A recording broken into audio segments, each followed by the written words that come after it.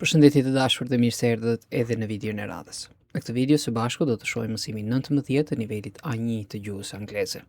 Kemi kaluar tashmë gjysmën e kursit, kështu që shpresojmë që së shpejti ta kompletojmë të gjitha videot dhe të keni mundësi pastaj të avanconi tek niveli i dytë për ata që po fillojnë nga niveli i parë. Atëherë, çfarë do të shohim në këtë mësim? Në këtë mësim do të ndalemi të paktën te dy aspekte.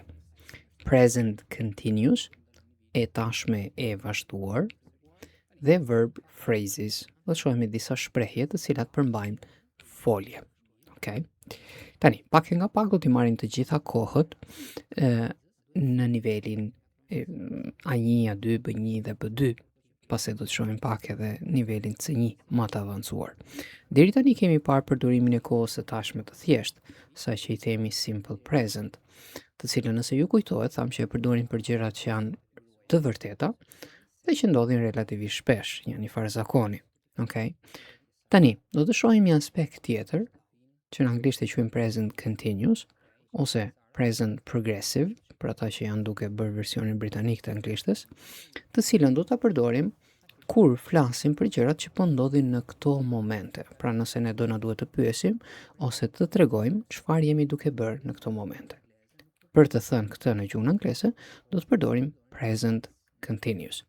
Tani, është e rëndësishme shumë, sidomos për ju që doni të avanconi në nivelet e tjera, që t'i marrni mend që nga fillimi se si ndërtohen ose nga se përbëhen këto kohë dhe për kufizimin për ku përdoren.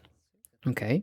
Kështu do të keni mundësi të dalloni njërin nga tjetra ose ta keni më të lehtë kur t'i përdorim me një kuptim të dytë ose një përdorim ekstra.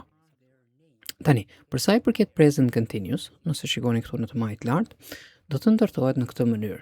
Do të kemi foljen be, me që se po flasim për kohën e tashme, do të kemi një nga tre format e saj, is ose are, nuk ka rëndësi, por do të kemi një prej tyre. Pastaj do të kemi foljen kryesore, e cila kryesisht do të tregoj veprimin, dhe astaj do t'i shtojmë i në g. Tani, të mos ju ngatroj i në g-ja. I në g-n, siç do të avancojmë edhe në videot e tjera, edhe në nivelet e tjera, do të shikojmë që ka goxha përdorime në gjuhën angleze. Prandaj, që të kemi të bëjmë me present continuous, duhet të jenë prezent të tre këto aspektet. Pra folja be, folja që tregon veprimin, të cilës do të shtojmë ing, i në g. Nëse shikojmë i në g në një aspekt tjetër, do të jetë diçka tjetër, do të mësojmë pak e nga pak. Tani, kur e përdorim? Siç thamë edhe një herë në shqip, për gjërat të cilat janë duke ndodhur tani, në këto momente. Shikoni dhe për kufizimin anglisht. Use the present continuous to talk about the things happening now at the moment. Pra përdor të tashmen e vazhduar për të folur për gjërat që po ndodhin tani, në këtë moment. Example, për shembull, look, it is raining. Shiko, po bie shi, ose është duke rënë shi. Pra një veprim që po ndodh në këtë moment. Shikojmë edhe të shembulli si e kemi prezente të tre aspektet. Kemi is, që është pjesë e foljes be, kemi rain, tani, me disa gjëra do të bëjmë kujdes në shqip sepse në anglisht një fjalë mund të ekzistojë si emër kur i referohet diçka, për shembull rain, shiu, mund të ekzistojë edhe si folje, që në shqip mund të ndodhi e kundërta ose në kuptimin që mund të ekzistojë vetëm si emër dhe nuk ekziston si folje, prandaj në shqip ne duhet të shtojmë një folje tjetër për të treguar veprimin, për shembull në rastin e shiut. Shi ne kemi vetëm si emër kur i referohemi shiut. Kur duam të tregojmë veprimin, do shtojmë foljen bie, po bie shi. Kurse në anglisht nuk është nevojshme të shtojmë një folje tjetër, meqense rain funksionon ose mund të përdoret edhe si emër, pra shiu, mund të përdoret edhe si folje bie shi. Prandaj it is raining, themi po bie shi. Tani, të shikojmë pak se si i rendisim. Keni parasysh që disa gjëra në gjuhën angleze, siç e kam përmendur edhe me 10 herë të tjera, ndjekin të njëjtën logjik. Pra nëse kemi fiksuar disa gjëra elementare mirë që në fillim, do ta kemi relativisht të lehtë të avancojmë përpara. Për shembull, nëse kujtohet kur morëm foljen be, foljen jam, në kohën e tashme të thjeshtë, për shembull I am a student, unë jam një student, pam disa rregulla. Për shembull, për të bërë pyetjen, pam që folja be do të dilte përpara. Are you a student? Dhe për negative, mjafton t'i vendosim not mbas foljes be. You are not a student. Tani, nëse do ta shikojmë foljen be të përdoret si ndihmëse ose gjysmëndihmëse edhe në aspektet e tjera gramatikore, logjika do të jetë e njëjtë. Okej? Prandaj edhe kur do ta shikojmë këtu në present continuous, mënyra se si do ta ndërtojmë në pyetje pohore, mohore, do të vazhdojmë me të njëjtën logjik. Okej, do kemi diçka ekstra, do kemi foljen kryesore që tregon veprimin me ing, por logjika është e njëjtë. Për shembull, shikoni pak word order. Kur flasim për formën pozitive pohore, çfarë do të kemi në fillim? Kryesisht në fillim do të kemi subject, subjekti. Pastaj do të kemi foljen be, pastaj foljen që tregon veprimin dhe asaj do të shtojmë ing. Pastaj pjesa tjetër e fjalëve, nuk na intereson për momentin. Për shembull, I am working today. Okay? Si gjithmonë, ua kam bërë me ngjyrë tjetër, kështu që ta keni më të lehtë të dallonin. Pra, unë jam duke punuar sot.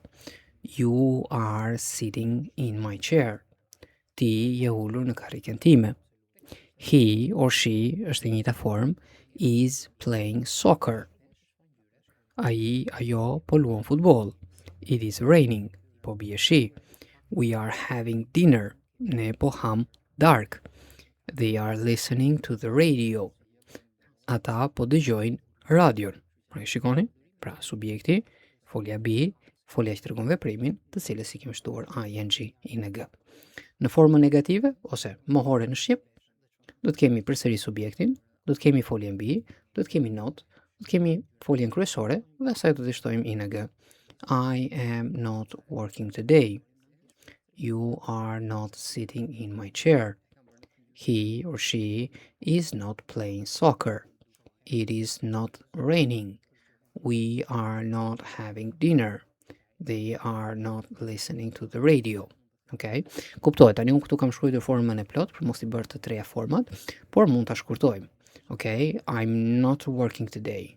I am. Shkurtojmë. Pastaj tek are dhe is, zgjedhim nëse do të shkurtojmë subjektin, pra për emrin me foljen be ose foljen be me not. Në kuptimin për shembull mund të themi you're not sitting in my chair. Pra shkurtojmë you dhe are në you're not. Ose mund të zgjedhim të shkurtojmë are dhe not. You are not sitting in my chair. Okay? Pastaj zgjedhim nëse këtë do të shkurtojmë. Të treja janë të pranueshme. Është thjesht çështje pëlqimi nëse do përdorim njërin ose tjetrën. Përveç faktit pastaj si do shikojmë më vonë nëse do flasim ose do shkojmë në formë formale, aty pastaj do na duhet të shkojmë formën e plot, por këto aspekte do të shikojmë pak e nga pak. Le të shikojmë pak mënyrën se si radhisim në pyetje. Kujtojmë edhe një herë, vazhdon të njëjtën logjik. Në pyetje kur kemi prezente foljen be si ndihmëse, gjysmëndihmëse, ajo edhe si folje kryesore, ajo do të dalë përpara subjektit. Pra, word order in questions, do të kemi be, pastaj subject, pastaj verb, të cilës do të shtojmë ing. Edhe kemi këtu. Are you working today? Okay. Yes, I am. No, I'm not. Kujtojmë edhe një herë. Njëjta folje që do përdoret si ndihmëse, gjysmëndihmëse për të bërë pyetjen, ajo do të përdoret edhe në përgjigjet e shkurtra. Is she sitting in my chair? Yes, she is. No, she is not. Are they listening to the radio? Yes, they are. No, they are. Aren't or are not. Nuk ka rëndësi thamë edhe një nëse është shkurtuar ose jo. Dhe nëse ndodh që të kemi fjalë pyetse, gjithmonë në fillim do të jetë question word, be, verb plus ing. Where are you sitting? Ku je ulur? At a table near the window. Tek një tavolinë afër dritares. What is he doing? Çfarë po bën ai? He is watching TV at home. Ai po shikon televizor në shtëpi. Okay? Pra, kjo është mënyra se si ne ndërtojmë present continuous. Okay? Kujtojmë edhe një herë tham, duhet kemi prezente foljen be, foljen që tregon veprimin, të cilës i shtojmë ing. Në negative do t'i shtojmë not, mbas foljes be dhe para foljes kryesore, dhe në pyetje do ta nxjerrim foljen be përpara subjektit, për emër qoftë ose jo subjekti, nuk ka rëndësi. Kur e përdorim, tham edhe një herë, e përdorim për gjërat që janë duke ndodhur tani, në këtë moment. Ky është aplikimi i parë që do t'i bëjmë në gjuhën dhe përdorimi i parë që do t'i bëjmë në gjuhën angleze. Më vonë pastaj do të shikojmë të aplikohet edhe në disa situata të tjera relativisht të ngjashme. Okay? Vazhdojmë pak më tej. Tani, për sa i përket spelling rules about ing. Pra, mënyrë se si gërmëzojmë vendosjes e ing në fund të foljeve. Okay? Tani, për shumicën e foljeve do të jetë relativisht e lehtë, sepse mjafton që të kemi base form të foljes, pra formën bazë të foljes, kur themi base form do të jetë forma bazë, forma më e shkurtër e foljes, që nuk e kemi shtuar as edhe një gjë ose nuk e kemi hequr gjë. Okej, mjaftojnë të shtojmë ing. Për shembull, read, reading, study, studying, see, seeing. Okej? Nuk e di nëse në të thënë e vini re që gën nuk e shqiptojmë fort. Okej? Tani, teknikisht gëja shqiptohet, por është kaq e butë sa që unë fillimisht studentëve u sugjeroj më mirë mos e shqiptoni fare, sepse mund të tingëlloj pak më keq, sesa do me thënë, më mirë mos e shqiptojmë, të themi direkt e në-ja, derisa të arrijmë atë ng të butë, okej? Se nëse e themi për shembull reading, nuk tingëllon aq bukur, reading, studying, seeing, në kështu me radhë. Tani, aspekti i dytë është kur kemi të bëjmë me folje të cilat mbarojnë me e në fund dhe kemi goxha folje që mbarojnë me e në fund. Çfarë ndodh në këto raste? Në këto raste e-ja bie dhe shtojmë ing. Keni parasysh edhe një herë, disa nga rregullat aplikohen në pjesën e shkrimit. Në të thënë, nuk ka ndonjë diferencë. Edhe këtu, e-ja në fund të fjalëve në përgjithësi në gjuhën angleze nuk shqiptohet. Prandaj drive, driving, pra në të thënë sikur kemi shtuar thjesht ing, por duhet të bëjmë kujdes me disa gjëra në lidhje me shkrimin. Okay? Drive, driving, have, having, take, taking. Okay? Dhe rregulli i tretë, kur folja, tre shkronjat e fundit foljes, kanë këtë, do me thënë janë të renditura në këtë mënyrë, consonant, vowel, consonant. Pra, bashkëtingëllore, zënore, bashkëtingëllore. Okay? Çfarë duhet të bëjmë në këto raste? Duhet të dyfishojmë bashkëtingëlloren e fundit. Double last consonant plus ing. Pastaj do të shtojmë ing. Okay? Swim, po të shikoni. W, bashkëtingëllore, I, zënore, M, bashkëtingëllore. Swimming, me 2 M. Okay? Kemi dyfishuar bashkëtingëlloren e fundit, shkronjën e fundit. Get, ka vetëm 3 shkronja, nuk ka rëndësi. Por, janë bashkëtingëllore, gëja, e-ja zënore, të-ja bashkëtingëllore, getting, me 2 T. Okay? Tani, edhe njëherë, pra ta që kanë vështirë të kujtojnë edhe rregullat në gjuhën shqipe, është vërtet, disa nga ne mund të kemi vite që kemi mbaruar shkollën dhe nuk na kujtohen edhe ato rregullat që mund të jenë për disa mund të jenë elementare. Okay? Tani, nëse nuk na kujtohet të gjitha kush janë bashkëtingëlloret dhe zanoret, mbaj mend që është, domethënë mjafton që të mbaj mend 5 zanoret në gjuhën angleze. Vowel e zanoret. A, mund të shënoni. A, E, I, O dhe U. Edhe njëherë, A, E, I, O dhe U. Ka dhe video ku i kam shkruar. Okay? Pra, nëse nuk është një nga këto 5 tingujt, atëherë automatikisht do shkruajmë tjetër i bie që të jetë consonant bashkëtingëllore. Okay, kështu keni më të lehtë. Por gjithsesi, gjithmonë edhe njëherë, sugjerimi im për studentët por dhe ju për të gjithë është kur marrim një aspekt gramatikor të ri dhe ka disa element në të, fillojmë gjithmonë të kushtojmë vëmendje elementeve më të rëndësishëm. Dhe pak e nga pak pastaj kalojmë në ato që janë më të detajuara. Okay? Kështu që energji dhe kohën tonë ju kushtojmë elementeve më të rëndësishëm dhe pak e nga pak kalojmë te elementet më të detajuar. Le të isim pak më tej. Të shikojmë tani një bashkëbisedim ndërmjet dy shoqeve, Mia dhe Amy, dhe ku kemi vendosur në praktik përdorimin e present continuous. Nëpërmjet këtyre bisedave mund të jenë tema nga më të ndryshme, të munduar të përfshijë sa më shumë tema sociale, kështu që të jenë më praktike për ne. Por aspekti më elementar, më kryesor është të shikojmë se si e aplikojmë gramatikën ose fjalët ose shprehjet e reja që kemi marrë në atë masim. Pastaj pse jo, çfarë do lloj fjalë të reja ose koncepti të ri që mund të mësojmë në anglisht, është e dobishme për ne. Atëherë, tani do të shikojmë Mian, e cila është duke telefonuar Emin, pra dyja duke kontaktuar në telefon. Dhe të shikojmë pak. Është Amy që flet e para. Hello. Përgjigjet Mia. Hey Amy, it's Mia. Hi Mia. Where are you this week? Përshëndetje Mia. Ku je këtë javë? Take a guess. Okej, tani këtu është e nevojshme të mbani një shënim. Take a guess është sigurisht të thoshim në shqipin e gjëje. Okej? Ose edhe fjala guess, gjëje. Nuk ka një fix fjalë në shqip për ta përkthyer fjalën guess. Sepse ne përkthejmë fjalën gjëje, po fjalën gjëje ose gjëje e përdorim edhe për aspektin fizik. Okej? Pra të kontrolloj, të gjej nëse kam humbur diçka. Tani, koncepti i fjalës guess është që ne na jepen disa të dhëna dhe ne duhet të dalim në përfundimin e duhur. për ta qenë në mendjen tonë se çfarë mund të jetë. Okay, kjo është logjika e fjalës guess ose take a guess. Okay? Tani, jep disa të dhëna mia. I'm drinking, ja të kemi këtu, I'm drinking, jam duke pirë. Pra, I'm drinking Italian espresso. It's very good. Pra, jam duke pirë espresso italiane, është shumë i mirë. Okay? Dhe Amy mendon tani, okay, duke qenë se është duke pirë espresso italiane. Oh, are you in Italy? A je në Itali? Vazhdojmë në të djathtë lart. No, I'm not. I'm eating a croissant and the waiter is speaking French to me. Dy të dhëna të tjera, pra jam duke ngrënë croissant dhe kamarieri është duke folur ose po më flet frëngjisht mua. Edhe këtu, I'm eating is speaking, present continuous. Flasim për veprime që janë duke ndodhur tani. Okay, arsyeton Amy. French food, a French waiter, you are in France.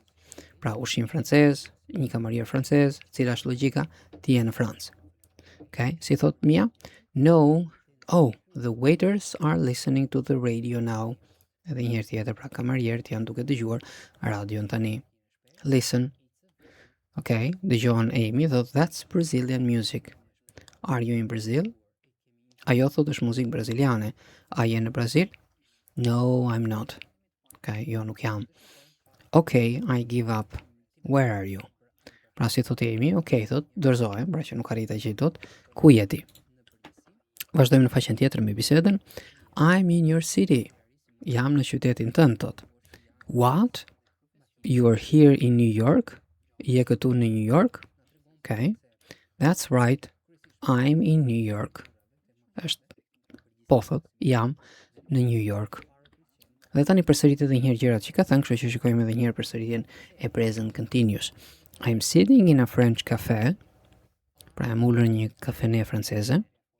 I'm drinking Italian coffee. Jam duke pirë kafe italiane. And I'm listening to Brazilian music. Dhe jam duke dëgjuar muzikë braziliane. Wow, that's nice. Only in New York. Pra është lezetshme, vetëm në New York ndodh diçka e tillë. I know, thot Mia, e di. Anyway, gjithsesi, I'm in your neighborhood. Jam në lagjen tënde, neighborhood, lagje. Come have a coffee with me. Hajde dhe pim një kafe bashkë, ose pi një kafe me mua, fjalë për fjalë. Atëherë, sa herë ndodh që unë lexoj fjalë të reja dhe u përkthej, kuptohet, mund të ndaloni 2 sekonda videon, ta shënoni dhe pastaj vazhdoni më tej. Anyway, pastaj kush ka një fjalor ose në fjalorin online, mund të shikoni edhe më saktë për kufizimin anglisht ose mënyrën se si shqiptohen, nëse keni nevojë për informacione ekstra. Tani, të shikojmë disa folje, i kemi në form fraze, verb phrases, okay, keni parasysh gjithmonë fjala e parë do të jetë folje. Okay, pastaj pjesa tjetër që e plotëson për ta, le të themi, ta vendosim në një aplikim. Ndonjëherë për shumicën e njerëzve është më lehtë ta mësojnë kur e shikojnë ta aplikuar diku një fjalë sesa thjesht vetëm fjala me përkufizimin, përkthimin e saj. Shpeshherë mundohem të gjej edhe foto të cilën përshkruajnë fjalën ose veprimin, kështu që ndoshta edhe kjo ndihmon që të fiksohet në mendje nëse e lidhin me diçka. Kemi foljen stay, qëndroj, si stay in a hotel, qëndroj në një hotel. Carry, kujtojmë edhe një fjalën carry. Fjala carry ka kuptimin që mbajmë dhe transportojmë diçka. Nuk ka një fjalë fikse për këtë në shqip, ha? Okej, për shembull, çfarë ne mbajmë dhe transportojmë me vete? Mund të jenë çelësa, mund të jetë telefoni, mund të jetë një çantë, një valixhe dhe kështu me radhë. Pra carry bags. Okay, mbaj, transportoj çanta. Wear, vesh, wear a suit, vesh një kostum. Vazhdojmë më tej. Take a train. Take fizikisht marr, kur marr një objekt. Por gjithashtu e përdorim edhe me automjetet, si dhe në gjuhën shqipe, kur themi merr një tren, merr një taksi, në kuptimin që hipën tek ai automjet për të vajtur diku. Okay, pastaj meet, takoj, si meet new people, takoj njerëz të rinj, në kuptimin që njoh. Enjoy, shijoj, enjoy a meal, shijoj një vakt. Në të djathtë lart, pay, pagoj, pay the bill, pagoj faturën. Dhe në fund, have fun. Okay, have fun, ndryshon pak në konceptin në shqip. Do të ishte ajo që themi të kalosh bukur. Okay? Shumë mirë. Kaq kishim edhe për këtë video, relativisht të shkurtër. Ju falenderoj edhe për vëmendjen. Si gjithmonë, nëse keni sugjerime, mos ngurroni të komentoni. Ju përshëndes dhe shihemi në videon e radhës.